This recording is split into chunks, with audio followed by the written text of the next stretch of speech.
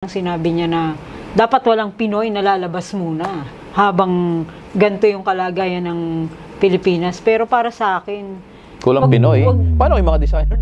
Talagang, naku, cheese. Dami mong kailangan paliwanag. Ito na mga sis, mga chika at kwento na puno ng twist.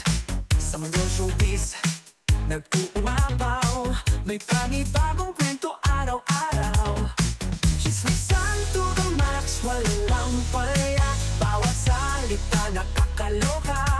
Sa kislap ng camera, sa likod may inggit, sa likod ng ngiti may ibibigkas na makulit. Ito na mga Mars, ito na mga sis. Yun, machismis na araw sa inyo, mga kamarites. Ito na naman ang inyong paboritong tito. Walang iba kundi si Tito Ace, ang inyong macho chismoso. Siyempre kasama natin si... Ako naman po si Claire Santiago, ang nag-iisang mamarites ng buong Pilipinas. At siyempre ito ang Marites On Air! Yun! Kamusta na, Mars? Kamusta ka naman? Ayun, atin na fashion week joke. Kamusta na fashion week? Yan, yung gusto ko sa'yo. Ako, punta lang ako sa simbahan, ng mga pasyon. Kasi nga. Pasyon. So again, thank you guys at sa pagtangkilik na naman sa amin. Ito na naman isang 30 minutes ng makabuluhang Grabe. balitaan. Kung naghahanap po kayo ng chismisan with sense. With sense. Yan. Siyempre kami Dito na po yon. yun. Oo. Siyempre bibigay namin sa inyo ang pinaka-juicy. Mas juicy pa sa juicy fruit at mas creamy pa sa cream pie na mga showbiz balita. Na siyempre. Siyempre simulan natin ang magandang ano na yan. Magandang topic na yan. Maganda ito. ba? Oo. Sure ka dyan, ha? Maganda naman siya. Oh, sige. Yan. Si Mess Heart. Yan, si Heart Si Heart Evangelista. E. Ang sabi, hindi daw a-attend sa Fashion Week. Bakit kaya? Bakit Okay. kaya? For this year, I think marami-rami pa ring remaining na Fashion Week. Katulad sa, ang nakita ko sa Shanghai. Tapos meron din sa Tokyo. Sa Milan, wala? Milan, parang ngayon. Ongoing ngayon. And meron din sa Arab, ayan, yung France. mga ano, I'm not sure kung wala ano. sa Paris. And, speaking of Milan Fashion Week, meron na dong ano, si Pia, nandun si Pia. Sa Pia, sa Milan. So, ayun nga. So yun nga, sabi nga ni Heart, dito siya atin sa Geto ngayong week sa Fashion Week. Sa September 23, 2025, nagsabi si Heart na nag-live siya sa IG and confirmed na absent siya sa SS 2026 Fashion Spring Week. and Summer 2026 Fashion Week. Di siya. Ayan. Di ba? Kasi ito ba ang time, ito ng time na hindi siya umattend? I think so. Lagi siyang present. Active siya sa mga ganyan di ba? Oo, kasi parang yan yung passion niya eh. Passion is her passion. Oh, yan, passion. Parang Siyempre mga passionista, gano'n. Ako, passion victim lang ako eh. Passion fruit. Siyempre, anong dahilan niya kaya hindi siya pupunta? So, ayun nga, hindi raw ito ang tamang panahon habang mainit pa ang issue ng flood control corruption scandal kung saan nadadawit ang pangalan ng mister niya na si Senator Chis Escudero. Yan. Nung nakaraan lang, nagbigay tayo ng ano sa kay Heart, di ba? Yes. Kasi isa sa mga mainit na mga Nepo baby, Nepo wife nga ang tawag sa kanya yan, mga ganon. Di ba? Which is, nung time na yun, hindi pa nasasangkot si Chis Escudero. Wala pa. So, yung mga, alam mo yung mga nang bash kay Heart, ganyan. Pero ngayon, nasangkot na Medyo. todo pagbabash sila ngayon kay Miss Heart. So, inadmit din ni Heart, inamin niya na hindi madali ang desisyon, lalo na sanay na siyang sa pictures lagi siya doon eh. Sa Dior, LV, Hermes, at iba pang top shows lagi siyang, para siya yung go-to pag may mga ganyang klaseng fashion event. Sabi pa nga niya, di ba, parang sinabi niya na dapat walang Pinoy na lalabas muna habang ganito yung kalagayan ng Pilipinas. Pero para sa akin, kulang Pinoy? Paano yung mga designer na Pinoy? Hindi, she means yung mga pumupunta sa Fashion Week ng mga Pinoy. Parang iwasan na muna yung pagpunta. Pero para sa akin, kung wala ka namang kanilaman. Oo. Diba? Hindi. At saka kung paano ang trabaho mo yun. Oo, tama. Diba? Huwag nang idama yung trabaho. Tsaka sabi nung iba, feeling nila nagpaparinig kay Pia Wurtzbach. Oo nga Alam mo to, yun? kasi may beep si Hart tsaka si May Pia Ward. beep? Yung beep card? Hindi, meron silang what you call this, parang gap or basta may hindi sila ganun kaayos. Tungkol ba saan yung beep nila? Nag-start yun nung nalipat yung glam team ni Hart. Oo nga pala. Oo, Diba? ayun. Tapos nagkaroon na ng sanga-sanga na yung mga issue, nagkaroon ng issue ng nakawan ba? Allegedly. Sa credit card, ganun daw. Oo, parang gano'n. Nabalitaan ko nga yung ganyan sa issue na yan. So, medyo malalim yung nila ngayon. Hindi pa napapatch up, hindi pa sila nagkakaayos. Pati yun nga, yung mga contacts ni Hart sa mga fashion week, sa mga kung ano-anong mga malalaking events, fashion events, parang humahawak yata yung glam team niya. So, tapos, nung nalipat kay Pia, ang sinasabi nagamit ni Pia yon, yung mga connection na yon, para makapasok. Hindi natin alam. Pero for me naman, hindi naman maliit na pangalan si Pia. Miss Universe yan. Oo naman. Diba? Di hamak na mas kilala si Pia nung time na yon nung nanalo siya. Dahil hindi na siya basta nanalo ng Miss Universe, nagkaroon pa ng controversy nun, di ba? Na hindi daw dapat siya yung nanalo, tapos nanalo, alam mo yun? Yes. So, yun, di ko alam kung anong pinaka-ugat nun, o yun nga siguro sa glam team or anything, pero feeling ko parang na medyo petty. Para sa akin lang, Pero ayun na nga, kailangan nating daw maging isa, magbukas ng mata at makita ano ang nangyayari sa bansa. Well, nakikita naman. Bukas ang mga mata namin talaga noon pa. Di ba, dun nga sa trillion peso march pala, kitang-kita na. Diba? Oo, kitang-kita, ang daming lumahok. Kaya sabi ni Hart, kaya hindi siya dun pumunta kasi meron daw mga pagbabanta sa kanya, kapag nakita siya dun sa rally, hubaran siya. Ha? May mga ganun. Siguro pag sa Minjol yung Siguro mga trolls na nagbanta sa kanya online na wag ka naming makikita sa ganito talaga. Well, pero I think wala namang gagawa nun na Wala naman siguro, pero hindi ko alam, baka siguro may takot lang siguro siya or sinabihan siya ni Cheese na o gano'n kasi since mainit nga at na dadrag yung pangalan ni Cheese Escudero, siguro baka sinabihan na siya for security reasons din. Na gano'n. Yun nga, sabi ng mga trolls at netizens na sumugod sa kanya online na sinasabi na Nepo baby, Nepo wife at part daw siya ng mga anak ng government contractors na flaunt ng lifestyle. Well, nakwento na rin natin or naulat na rin natin to na before syempre si Hart hindi naman siya basta-basta hindi pa sila ni Cheese may kaya na talaga sila, may say na sila sa buhay kasi nga, 'di ba? Sa negosyo nila. Ng kanyang mga magulang. Mga ongpaw ko.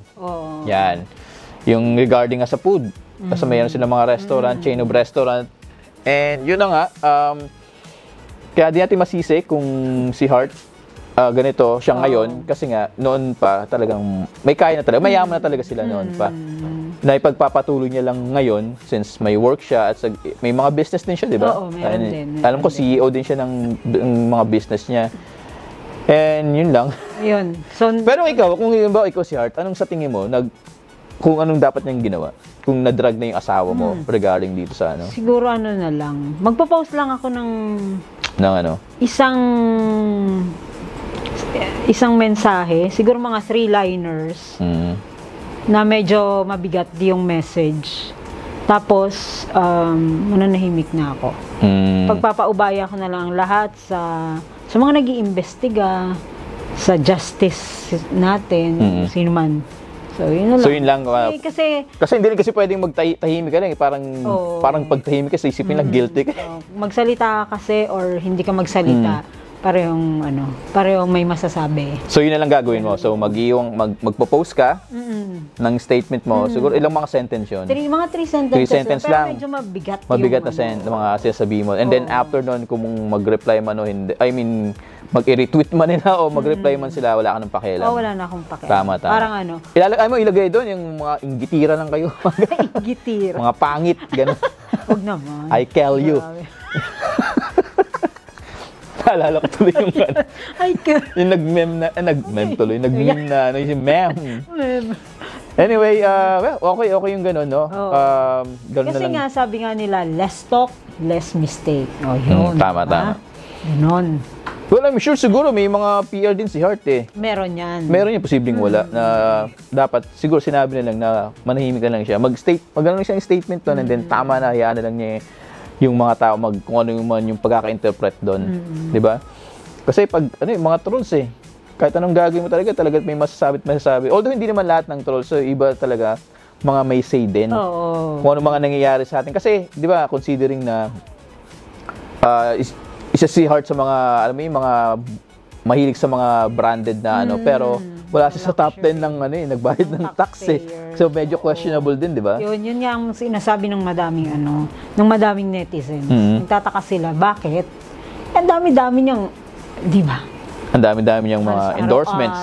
Ang dami niyang mga, alam mo 'yun, bukod sa social media, ang dami niyang, basta hindi ko lang alam kung paano yung dynamics kung paano chine-check kung sino yung mga nasa top 10 na Kaya nga eh. Kasi that time si Chris Aquino nag-number 1 sa taxpayer siya dati, 'di ba? Kasi nga yung sa pa si Noy Noy noon. Shows, sa dami ng mga endorsements, 'di ba?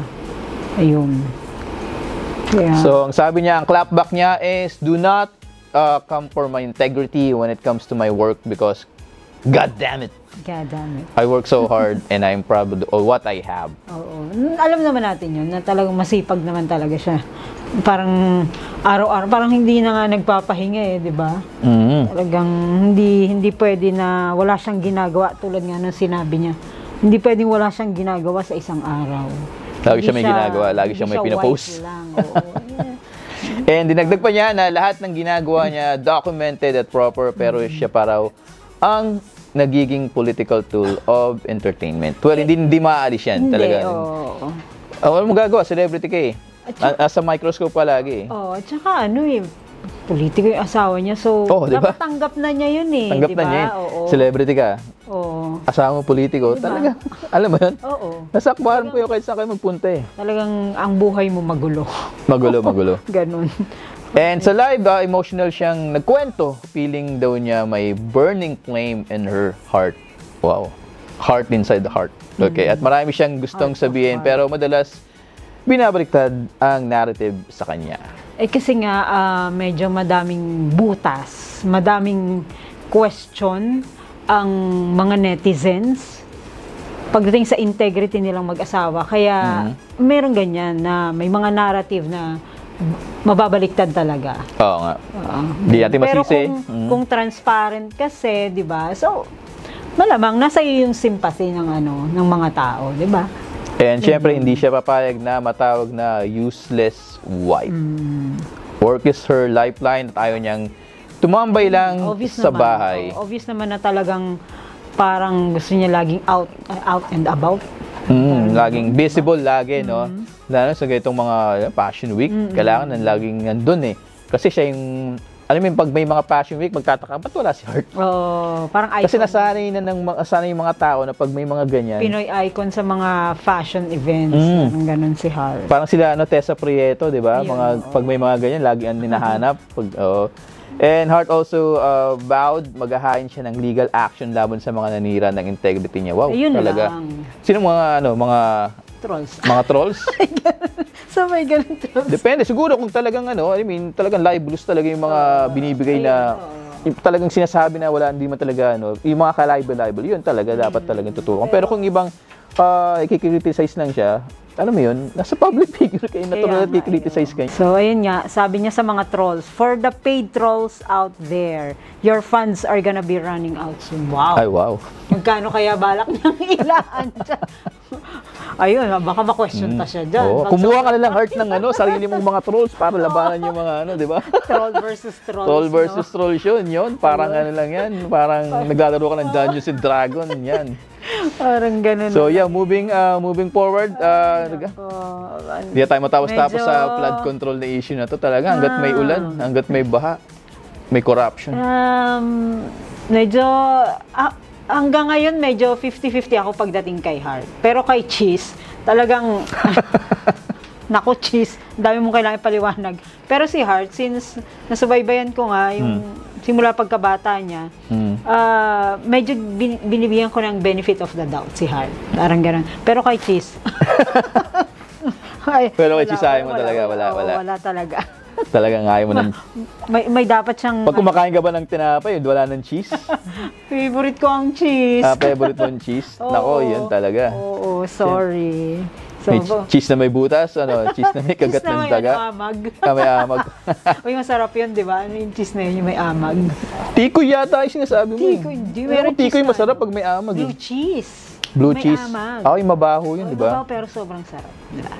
Sa mga charcuterie board. Ano yun? Oo, yan. Diba? Blue cheese. Sarap nun. Sarap. Oh, yan. Ito, cheesy. Another cheesy na chismis. Ito naman, masyado tayong cheesy. Ito naman, cheese sa mga, sa mga Bex. Grabe. Bet na bet. Ito, September 25, 2025, syempre, kasi nung mga, kasi ang Pilipinas, masyadong mga Pilipino, mahilig sa mga pageantry. Oo. Diba? Female or male. Female diba? or male, yan. Halos, na rin ang mga male ngayon. Mahilig tayo sa mga pageant, mga bucon. Mahilig ang mga Pilipino sa ganyan eh. Ito, nung September 25, nanalo. Yes. Nanalo si Kirk Bondad ng Pilipinas na tinanghal na Mr. International 2025 sa Bangkok, Thailand. Kasabay ito ng pagkapanalo ni Jessica Sanchez. Oo, double double winner, no? Oo, 'di ba? O 'di ba? Panalong-panalo na naman ng mga Pilipino, 'di ba? Sikat tayo sa iba't ibang bansa, nananalo tayo, guys. This is a historic win kasi first time ulit nanalo ang Pilipinas after 10 years. Ang huling beses si Neil Perez noong 2014. Yung Gwapulis. Si Gwapulis. Oo, si Neil Perez. Talaga namang gwapong-gwapo. Ito parang mas Pinoy yung hitsura nito ni Neil Perez kaysa kay Kirk Bond. Talaga. So, yung panahon ba ni Neil Perez, yung nanalo siya, marami ba nagpahuli sa kanya? Hey, officer! Susuko na ako, officer. Pero yung pagkapanalo ni Neil Perez nun, parang nagbukas sa kanya ng napakaraming opportunities kasi parang nagkaroon ng mga movies, di ba? Casting, mga ganon. Ganon, ang dami. Oo naman, syempre. Nakasama ko siya sa ilan ding maraming mga events nung panahon yan. Talaga ba? Oo, nakita ko na si... Hindi ka nagpaposa sa kanya? Grabe. Nagpa-selfie lang naman. Grabe. Okay na ako sa selfie, oo. Nakailang selfie din ako with Neil. Talaga. Si Kirk, hindi pa? Hindi pa siya malay mo, one of these days makasama natin sa mga events. Interview natin siya tapos pa-shoutout tayo. Yan gusto ko yan. Pa-shoutout tayo. Siyempre si Neil mismo nagbiro sa post niya, sabi niya, sa wakas, pwede na akong mag-retire. Kasi 10 years in the making. So, ilan na si Neil? 39 na yata ngayon si Neil. Talaga kasi parang ba? 29 siya nung nanalo eh. Okay. So si Kirk naman, 28 years old, model at fitness trainer. And then throwback, noong 2024, lumaban siya sa Mr. World Top 20.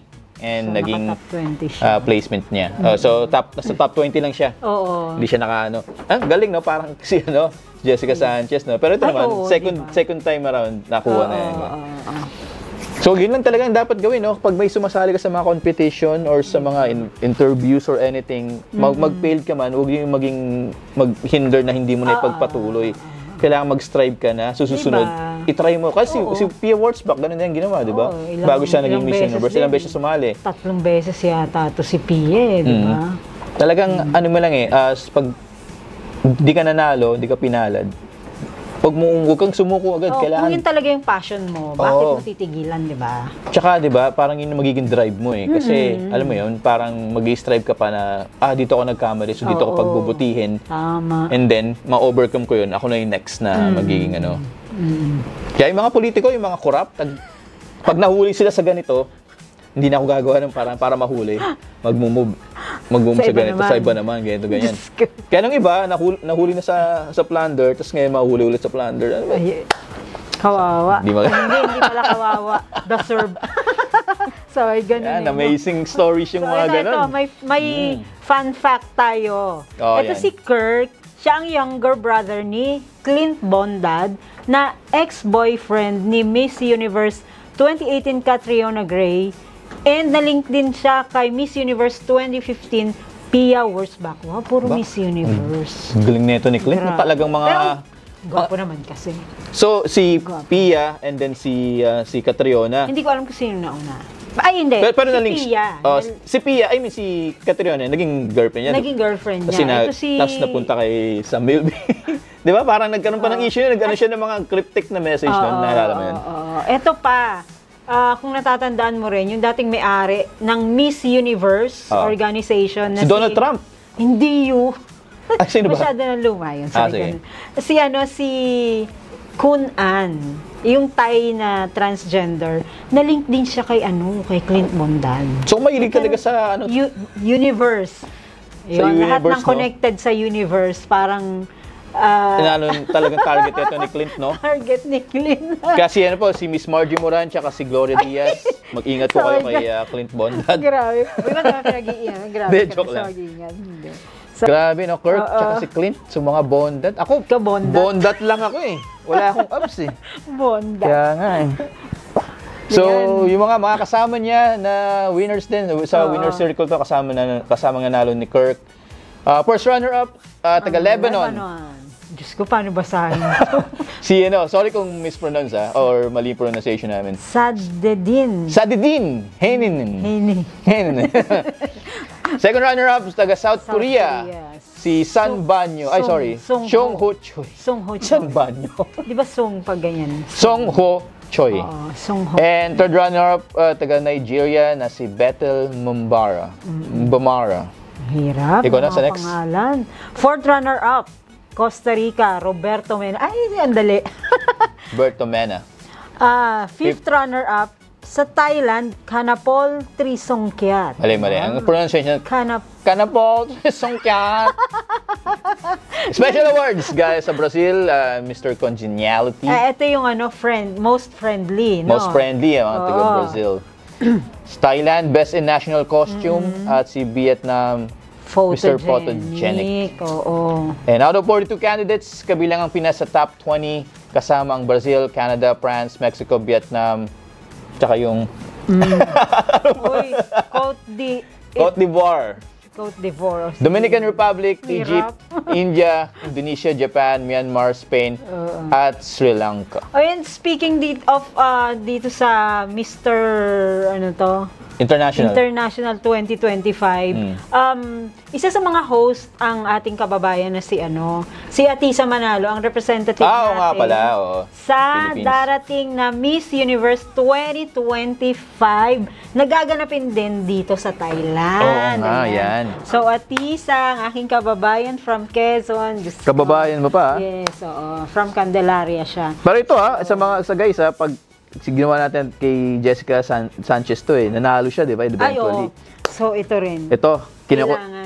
Kiniklaim na natin na mananalo si Atisa. Yan. Support natin si Atisa. Pang-ilang Miss Universe na ba natin daw, if ever? Pan-5? Fifth crown? Pan-5? Oo, pan-5. Fifth crown, diba? Kasi si Miss Gloria Diaz, Margie Moran, Wurzbach, Catriona. Pan-5 na sana, no? Ano na yan? Claim na natin yan. Claim na natin yan. Siyempre, lahat mga sinasabi namin dito, guys. Atisa. Nagkakatotoo. Pag nagkatotoo to, Atisa, guess ka dito, ang buong Pilipinas ay nakasupport sa'yo. Atisa Manalo. Panalong-panalo to. Ang sanghukbong kabaklaan ay nakaready na sa... Siyempre. Naka-set up na ulit tayo niyan. Parang ito, kasi sa mga ganyan, mga pageant, mga Miss Universe, Miss World, Miss International, di ba? Yung mga babae tsaka yung mga Becky na talagang inaabangan nyo talaga ito, no? Bata pa ako. Anong ginagawa mo? Nag-set up ka pa ng Oo, naka-set up na yung TV namin yan. Tapos may mga speaker. Yung kailangan talaga marinig. Parang ganyang speaker, ganyan? Yung kailangan marinig talaga ng kapitbahay hanggang sa siguro mga ilang blocks away from dun sa bahay namin. Kailangan dinig. Parang raon Parang ganon. Kailangan ganon. Tapos kung pwede nga lang nakamay ka pa para yung mga sigaw. Ay! Mga ganon. Talaga. Oo, di ba? Well, ito naman kasi sa mga lalaki kasi yung mga ganyang special pag mga NBA Finals, mga All-Stars or WrestleMania o kaya mga Super Bowl, kung sosi ka, Super Bowl. Sa inyo naman, sa mga babae, sa mga Bex naman, yan mga Miss Universe, mga pageant. No? Pero meron bang mga lalaki rin na nanonood ng ganyan? Yung as in straight? Meron din. Ako minsan pag nakita ko, naabutan ko, wala akong ginagawa, pinapanood ko. Lalo na pag swimsuit, gano'n. Hindi yung, pero yung pag male pageant, yung malalaking katawan pag gumagano. Male pageant, tas... Hindi. Kasi kami babae, pinapanood namin yung mga babae na magaganda ang katawan. Ikaw ba, lalaki? Tapos panoorin mo yung mga lalaki rin na magaganda ang katawan. Siguro pag may kasama akong babae na nanonood, may kinood din ako. Pero yung ako lang mag-isa manonood. Kasi kami okay lang sa amin eh. Maliban na siguro kung bodybuilding, siguro talagang mga pwede pa kasi may kita. Pagtatawa naman sila.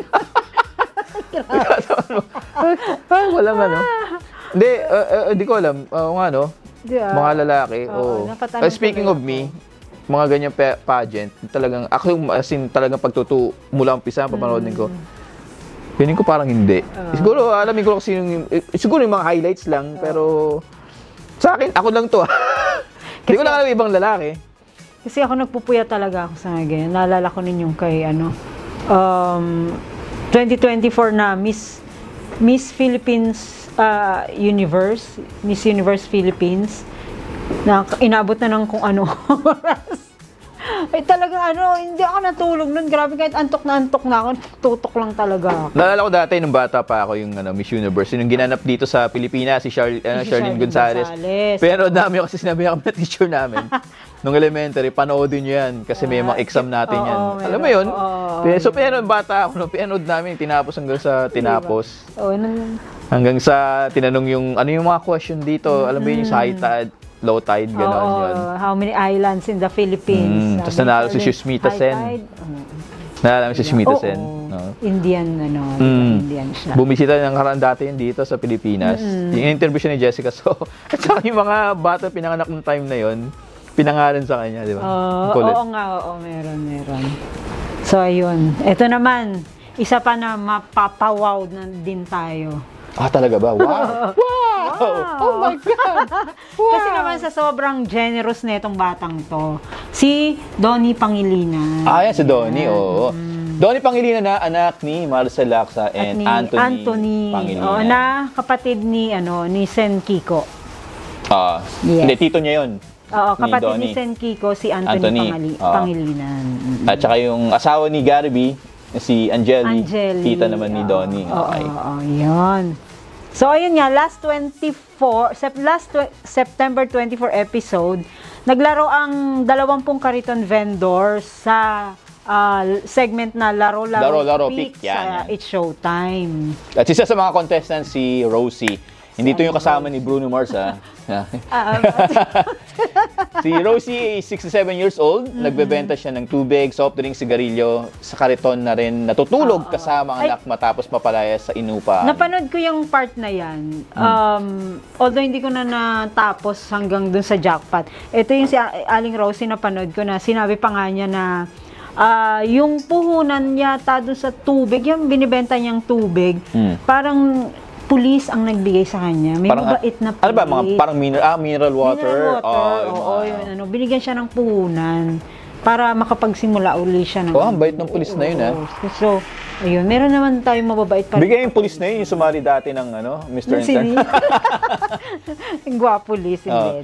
Ayan. So, yun na nga, si Rosie, isa sa mga kariton na vendors na natutulog na doon mismo. Kasi parang yun doon na sila naghahanap buhay, at the same time, tindahan. Tapos, may may bubong. May tolda siguro, ganun. Tapos, doon na rin sila na, natutulog. Para pagising, tinda ulit. Tinda ulit, Parang nakakaano yung ganun. Lalo na kung may anak ka, na pinapaaral. Hindi ko lang alam kung ilang taon yung anak nito ni Aling Rosie, at kung ilan. Isa lang ba yun o ano. Kasi pinalayas pa pala sila sa inuupahan nila, no? Oo. Parang naalala ko yung nakaraan lang pinanood ko sa Netflix. Nakalimutan ko yung title nun, si Tara G. P. Henson yung bida, tapos pinalayas siya kasi anak niya may sakit or something. Basta, panoodin nyo lang guys, nakalimutan ko yung title. Yun ba yung nangyari sa bangko? Oo, sa bangko. Oo, napanood ko rin yun. Yung nanay siya, na may twist pala. May asthma, di ba? Tapos may akala may bomba. Yeah, napanood ko nga. Wala, parang lang sa isip ko. Kasi napalayas. So, yun na nga, sabi ni si Vice Ganda, nangako ng 1 taong tirahan sa Baclaran para kay Rosie at anak. So, binayaran ni Vice yung upa for 1 year sa kanila para may matiran sila. Maganda na yun, di ba? Malaking tulong. Malaking tulong na yun. Kasi wala silang tirahan, di ba? So, ayun, safe na sila. Tapos 1 taon silang hindi magbabayad. So, pwede silang makaipon kasi naghahanap buhay naman to sila Aling Rosie, di ba? So, Goods na yun, 1 year. thank you so Makakapag-ipon much, ka, Meme. di ba? Oo. Diba? Naalala ko ginagawa din ni ni Rapi Tulfo yung sa mga ano niya. Yung fini-feature din Pini-feature sa dati show. bago siya naging senador. And then naging emotional tsaka viral tong Yes. episode na to, True, di ba? oo. It's a good thing na nanalo si Rosie. Nanalo ba siya doon? Hindi Di ba nanalo si nanalo? Aling Rosie. Di ba siya nanalo? I mean, at least na-feature siya doon. Siya ba yung hindi ko alam kung siya yung naglaro sa jackpot. Basta, kasi may interview eh. So, ayun, kaya nalaman tong kwento ni Aling Rosie. But hindi ako sure kung siya yung... Basta naging emotional lang tong video na to. And kinabukasan, September 25, yun na nga, tumawag si Donnie Oo. Pangilinan kay Vice. At parang kinukuha niya yung details ni Aling Rosie. Nagtitaping sa abroad si Donnie netong time na to. So talagang na affected siya sa nangyari sa napanood niya. Oo. Sabi niya, nadurog ako. Hindi ko kinaya yung episode kahapon. May chance pa ba makita muli sila? Grabe, no? Pinahanap niya. Pinahanap niya talaga. Ganun talaga na parang naantig yung damdamin niya, gusto niyang ipahanap. At the same time, tulungan na rin. Eh kasi nga, 'di ba doon sa trillion peso march nandun si Donnie. So, talagang parang nakikisimpatya din siya dito sa mga maliliit na tao na affected ng sa mga tao sa laylayan na affected ng mga nangyayaring issue ngayon dito sa Pilipinas. Kasi ito yung mga ito yung mga tao na talagang nasa hindi naman sa kumbaga nasa isa sa mga laylayan na affected ng nangyayaring korupsyon dito sa Pilipinas, dito sa mga nangyayari sa politika. Kasi 'di ba? Sila yung mga taong araw-araw sila naghahanap buhay, nagsusumikap. Hindi sila masyado makangat-angat kasi nga ano nangyari? Tumatas ang bilihin. Diba? Nagkaroon ng pagbaha. Naghahanap buhay ka, nagkakariton, biglang baha. Sa usong gagawin mo, wala kang titirahan, aalis ka, pupunta ka sa ibang lugar. Diba? Nakakabukod sa threatening yung business nila, threaten din yung buhay nila. So, yun, hindi natin masisi yung mga tao na naawa sa kalagayan nila. Tulad ni Donnie Pangilinan. Na hindi daw siya mapakali at nag-donate siya ng, grabe si Donnie pag di lang mapakali. Donate ng 300,000 mula sa sarili niyang bulsa. Sana all lang hindi diba? mapakali, nagdodonate. Donnie, di ako mapakali, Donnie. Yan. So, ang equivalent nito, tag 15,000 para sa bawat isang kariton vendor. Ilan ba sila? 20? 20 players yun. So, lahat ng naglaro nung Pinatawag niya. September 24, pinahanap sa staff. Tapos pinabalik doon sa show. Tapos, ayun. And binigay yung tag $15. $15. Personal na natanggap ng mga vendors yung regalo sa segment mismo. Kaya yun, sobrang saya at pasasalamat naman nung 20 Oo naman, malaking bagay na rin yun. Yung 15K is 15K, ha? Oo, diba? imagine kung kumikita ka sa isang araw ng 300, di ba? Bago mo makuha yung 15K. Laking bagay. Mailagay lang sa tama. Medyo mahaba-habang malaki-laki na yung mapapakinabang nila sa 15K. Kasi pwedeng nilang yun. Diba? Pwede nilang tawag nito, ipangpuhunan. Kung ano man yung binibenta nila, di ba? Ipangpuhunan. Tapos, ipang tustos sa pag-aaral kung may mga anak sila. Diba? Or kung may medication. Medication. Tapos itabi. Kung wala naman itabi nila para for rainy days. Tama. O kaya, pang scatter. Uy, huwag ganun. Ay, basamahin guys. So, ayun So, yun nga. Si Vice at co-host, saludo sila kay Donnie. Papasaludo ka talaga. Talaga, di ba? O, di ba? Pwede namang... Papahanga ka naman. Kasi napanood niya lang di ba? It does not concern him Pero napanood niya na antig siya, so nagbigay siya. So hopefully, yung ibang mga nakapanood din na antig sa nangyari, magbigay tulong din. Siguro kahit hindi na doon sa mga vendors, mga kariton vendors, yung mga iba pang mga charitable na institution na kailangan din ng suporta o tulong financial. Lalo yung mga nasa hospital yan. Ayan, mga, sila yung matindi talaga pangangailangan nun, yung mga nasa hospital. Ang hirap kaya ng pinagdadaan ng mga taong alam mo yun, pag may kamag-anak o na may sakit, tapos walang-wala ka, kailangan mong lumakad sa mga congressman, sa mga politiko, sa PCSO. Kaya yung iba hindi mo masisi kung tumatanaw ng utang na loob sa mga politiko Kasi buhay ang pinaglalaban nila di ba? Yung kalusugan ng pamilya nila, buhay ng pamilya nila. Tapos matutulungan sila ng politiko. Minsan Although mali na tumanaw ka ng utang na loob kasi ang kapalit ng pagtanaw ng utang na loob mo minsan, binoboto mo kahit alam mo may issue, di ba? Minsan nagiging ganun eh. Oo. Pero Parang kasi yung kaya mga Pilipino kasi is na ano tayo sa utang na loob eh. Kaya lang Which is may mga utang na loob na hindi natin utang na loob kasi trabaho naman talaga nila yun. hindi naman galing yun sa pera nung sa bulsa nung kundi pondo ng taong bayan ng pinagkunan. Oo, lalo na tayong mga hardworking na mga empleyado na nagbabayad ng tax. Ayun. So, nag-react naman yung mga netizen. Sabi, Donnie Pangilinan, you have such a pure heart. Ayun. Consistent acts of kindness, sabi ng isa, araw-araw kaming pinapahanga Grabe naman. ni Donnie. Donnie. Oo. At ang galing niyang mag-martial arts. Donnie yan pala yun eh. Si Ip Man yun. And speaking of Donnie, meron siya ngayong upcoming series sa ABS-CBN. Talaga ba? Under Dreamscape din. Ano yun? Oo, yung Roja, which is Roja? Spanish word for red. Oo, Roja. R-O-J-A. Yes. Roja. Roja. Roja. Ayun. So, anong story nito? Tungkol sa red? Doon sa trailer kasi ang nakita ko doon, may pag-aari sila na parang beach. Isang luxurious na beach. High-end. Tapos meron silang... High-end na beach? Beach. Beach. Beach. Yan. High-end na beach. Ah. So, parang nagkaroon ng mga guests, madaming guests.